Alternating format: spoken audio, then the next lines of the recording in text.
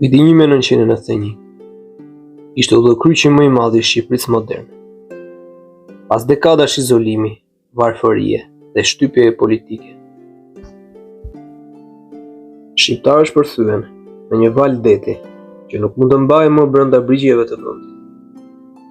Në mars dhe gusht të atij viti, ndodhi ajo që historia do ta quante eksodi biblik i shqiptarëve.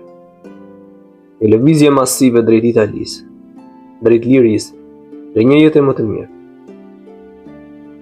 Ngjarje që tronditi jo vetëm Shqipërinë, por gjithë botën.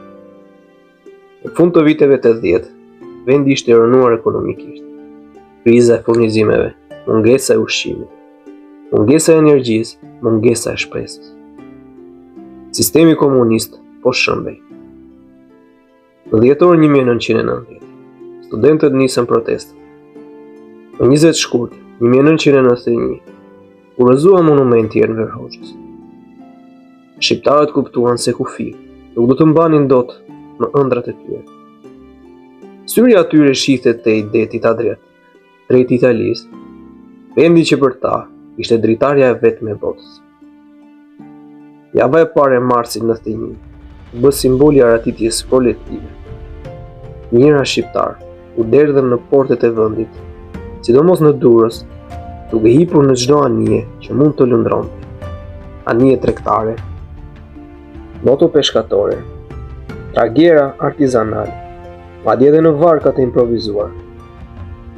6 mars 1991, vetëm në këtë ditë, mbi 3000 shqiptarë u ngjitën në anijen Tirana, duke u nisur drejt Italisë.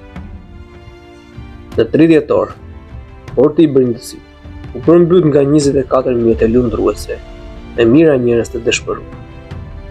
Në total, vetëm brenda 3 ditësh ikën rreth 25.000 shqiptarë. Italia u trondit.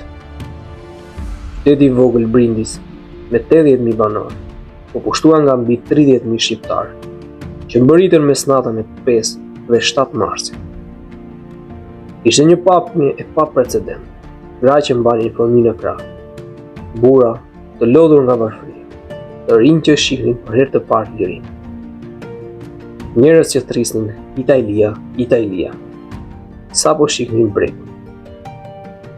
Gazetarët e huaj i quajtën këtë moment eksod biblik dhe nuk kishin gabuar. Në vitin 1990, Shqipëria ishte vendi më izoluar i Evropës. Ekonomia ishte shkatruar, rafineritë, fabrikat, fermat ishin drejt kolapsit.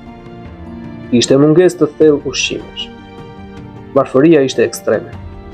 Liria politike sapo kishte filluar, por jetesa ishte e pamundur.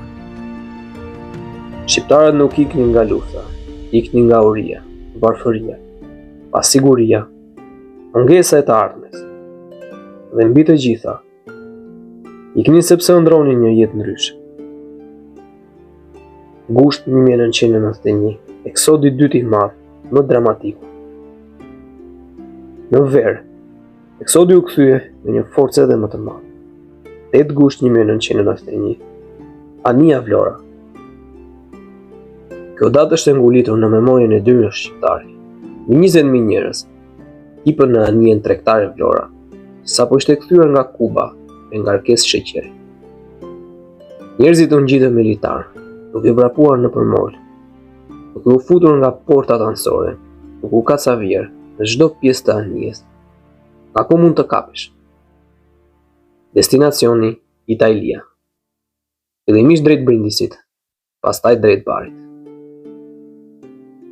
Kur Vlora u shfaq në horizont, autoritetet italiane mbetën të shokuar. Nuk kishin parë kur një anije kaq të mbushur.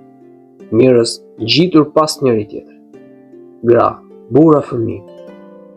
Raskapitur nga vapa e gushtit, pa ujë, pa ushqim. Disa të sëmur, disa në gjendje të fikti. Autoritetet italiane dërguan mijëra emigrantë në stadiumin e barit, ku mbajtën në temperatura të larta dhe me mungesa ushqimore. Shumë njerëz u ndjenjën, situata u përshkruar si jo njerëzore nga vetë ambasadori shqiptar. Brenda 2 javësh, 17.000 shqiptar u riatësuan. Ndërsa rreth 1.500 mbeten në Itali, si azilant politik. Mediat italiane, gjermane, britanike e amerikane publikuan pamje të rënditëse të eksodit. Brindisi dhe Bari u kthyen në qendra të krizës humanitare. Humanizmi italian, në fillim të marsit, u zëvendësua nga kaosi i ngushtit. Pamjet e shqiptarëve në kalat e porteve,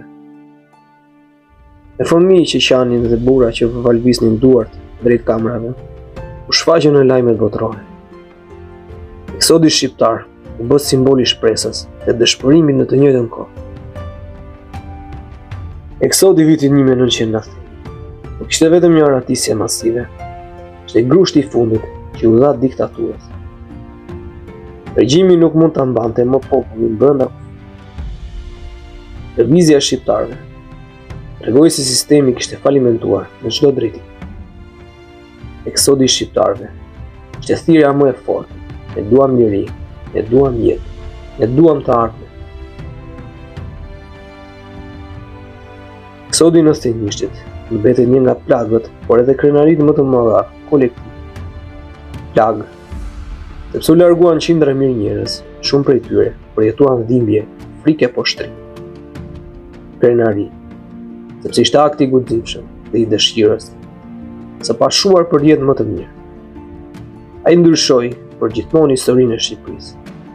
Ai ishte çasti kur populli shqiptar, pas 45 vite, mori fatin e tij në duar dhe tha: ne do jetojmë, ne do ecim përpara.